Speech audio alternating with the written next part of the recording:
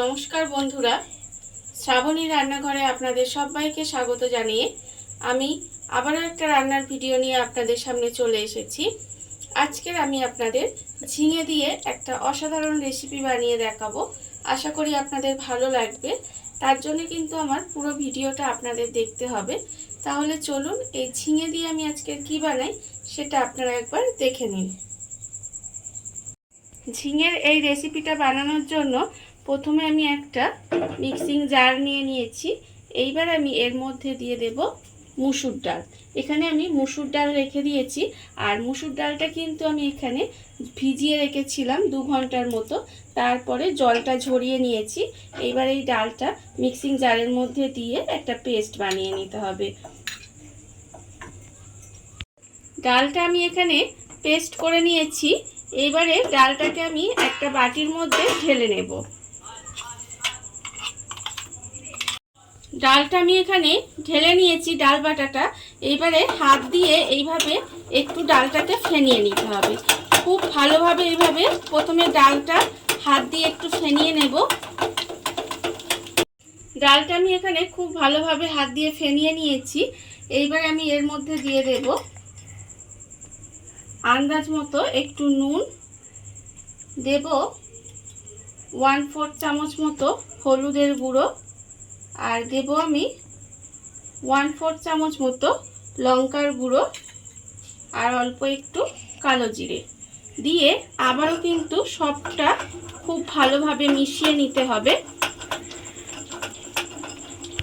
ডাল বাটার মধ্যে সমস্ত মশলাগুলো দিয়ে ভালোভাবে মিশিয়ে রেখেছি। আর অন্যদিকে কিন্তু আমি গ্যাসটা অন করে একটা কড়া বসিয়ে দিয়েছি। কড়াই দিয়েছি সর্ষের তেল। তেলটা আমার কিন্তু গরম হয়ে গেছে। এইবারে আমি এখানে রেখেছি ঝিঙে, আর ঝিঙেগুলো কিন্তু এইভাবে চৌকো চৌকো করে কেটে নিয়েছি। আর ঝিঙেগুলোর কেটে ভালোভাবে ধুয়ে পরিষ্কার করে রেখে দিয়েছি। এইবারে আমি যে ডালটা বেটে মশলা মাখিয়ে রেখেছিলাম সেটা কিন্তু এইভাবে একটু ঝিঙের মধ্যে মাখিয়ে নেব। মাখিয়ে নিয়ে এবার কিন্তু এইভাবে তেলের মধ্যে আমি দিয়ে দেব। ঠিক এইভাবে দিয়ে দিতে হবে। ঝিঙের মধ্যে ডাল বাটাগুলো এইভাবে মাখিয়ে নিয়েছি। নিয়ে এবার তেলের মধ্যে একটু উল্টে পাল্টে লাল করে ভেজে নিতে হবে। আর এই সময় কিন্তু গ্যাসটা একটু লোতে দিয়ে রাখতে হবে, যাতে খুব ভালোভাবে এটা ভাজা হয়ে যায়। ঝিঙেগুলো আমার এখানে লাল করে ভাজা হয়ে গেছে, দেখুন। এবারে ঝিঙেগুলো কিন্তু আমি এইভাবে তুলে নেব। আর এইভাবে কিন্তু প্রত্যেকটা ঝিঙে আমাকে আগে এইভাবে ভেজে নিতে হবে। ঝিঙেগুলো আমি ওখানে ভেজে নিয়েছি। এইবারে আমি একটা মশলা বানিয়ে নেব। তার জন্য আমি এর মধ্যে দিয়ে দেব পেঁয়াজ কুচি।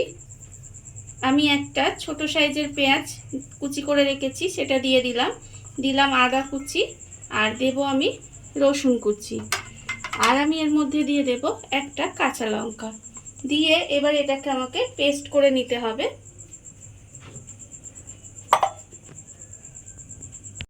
মশলাটা আমার এখানে রেডি হয়ে গেছে, দেখুন। এবারে আমি যে তেলের মধ্যে আমি ঝিঙেগুলো ভেজে রেখেছিলাম সেই তেলের মধ্যেই আমি রান্নাটা করব। প্রথমে আমি এর মধ্যে দিয়ে দেব অল্প একটু কালো জিরে, আর একটা কাঁচা লঙ্কা আমি ফোড়নে দিলাম। দিয়ে ফোড়নটা আমি একটু ভাজা ভাজা করে নেব। কালো জিরে আর কাঁচা লঙ্কাটা দিয়ে আমি একটু ভাজা ভাজা মতো করে নিয়েছি। এইবারে আমি এর মধ্যে দিয়ে দেব যে পেঁয়াজ আদা রসুনটা আমি এখানে পেস্ট করে রেখেছিলাম, সেই মশলাটা আমি এর মধ্যে দিয়ে দিলাম। দিয়ে এবার এই পেঁয়াজ আদা রসুনটা একটু আমি কষিয়ে নেব, যাতে যে কাঁচা একটা গন্ধ থাকে সেটা চলে যায়। পেঁয়াজ আদা রসুনটা আমি ভালোভাবে একটু কষিয়ে নিয়েছি। এইবারে আমি এর মধ্যে দিয়ে দেব নুন। এখানে আমি আন্দাজ মতো নুন দিয়ে দিলাম, আর দিলাম স্বাদের জন্য অল্প একটু চিনি, আর দেব আমি এখানে হলুদ গুঁড়ো 1/2 চামচ, আর আমি দেব এর মধ্যে লঙ্কার গুঁড়ো 1/4 চামচ, দেব জিরের গুঁড়ো 1/2 চামচ, আর দেব আমি এখানে কাশ্মীরি লঙ্কার গুঁড়ো 1/2 চামচ দিয়ে এবারে সব মশলাগুলো আমি খুব ভালোভাবে কষিয়ে নেব। আর এই সময় আমি এর মধ্যে দিয়ে দেব অল্প একটু মিষ্টি ধোয়া জল দিয়ে খুব ভালোভাবে কষিয়ে নিতে হবে, যাতে মশলাটা পুড়ে না যায়, তার জন্য আমি এখানে একটু জল দিলাম। এবারে আমি মশলাটা খুব ভালোভাবে কষিয়ে নেব যতক্ষণ না তেল ছেড়ে যায়। মশলাটা আমার এখানে খুব ভালোভাবে কষানো হয়ে গেছে আর দেখুন মশলাটা থেকে কিন্তু তেলও ছেড়ে গেছে। এইবারে আমি এর মধ্যে যে মিষ্টি ধুয়ে অল্প একটু জল দিয়ে দেব, খুব বেশি জল কিন্তু এখানে লাগবে না, আমি অল্প একটু জল দিয়ে দিলাম। দিয়ে এবারে এইটা একটু ফুটতে দিতে হবে। গ্রেভিটা আমার এখানে খুব ভালোভাবে ফুটে গেছে। এইবার আমি এর মধ্যে দিয়ে দেব যে ঝিঙেগুলো আমি এখানে ভেজে রেখেছিলাম, দেখুন সেই ঝিঙেগুলো কিন্তু আমি এর মধ্যে একটা একটা করে দিয়ে দেব।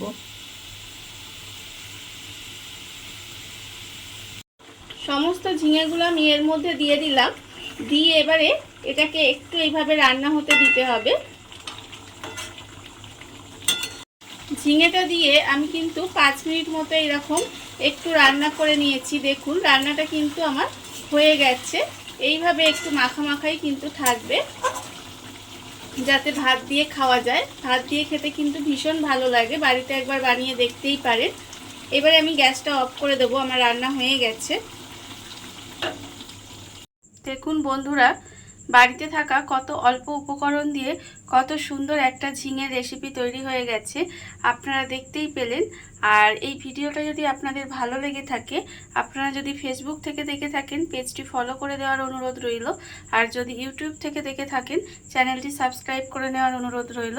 তাহলে চলুন ভিডিওটা আমি এখানেই শেষ করছি। আপনারা সবাই ভালো থাকবেন, সুস্থ থাকবেন। আবারও হাজির হব নতুন কোনো রান্না নিয়ে।